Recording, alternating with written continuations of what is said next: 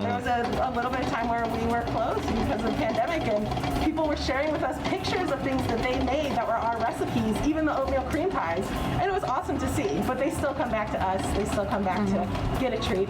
I mean, we're like, if you think you can do it as good as us, then go ahead. We've shared like a ton of our recipes online and in Feast Magazine, and we love to do that because people get excited, because sometimes things taste better when somebody else makes it for you.